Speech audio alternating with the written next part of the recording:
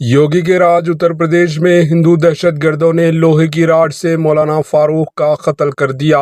योगी के राज उत्तर प्रदेश में प्रतापगढ़ जिले हेडक्वार्टर से 30 किलोमीटर मुजफ्फरपुर जेठूटा राव इलाके के सोनपुर गांव में हफ्ते की सुबह पैसे के लेन देन में मौलाना फारूक का लोहे की राड से मारकर कत्ल कर दिया गया।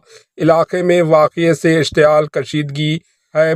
मुश्तआल अफराद लाश को पोस्टमार्टम के लिए नहीं ले जाने दे रहे हैं।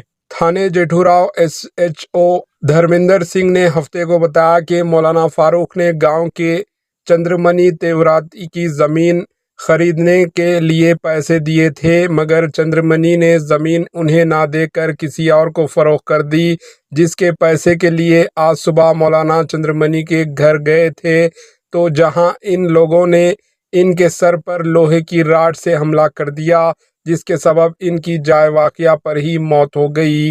वाक़े की इत्तला ज़िले मजिस्ट्रेट, पुलिस सुपरिटेंडेंट व दीगर आला अफसरान मौके पर मौजूद हैं। लाश को पोस्टमार्टम के लिए कब्जे में लेने की कोशिश जा रही है। Bureau report, AHN news.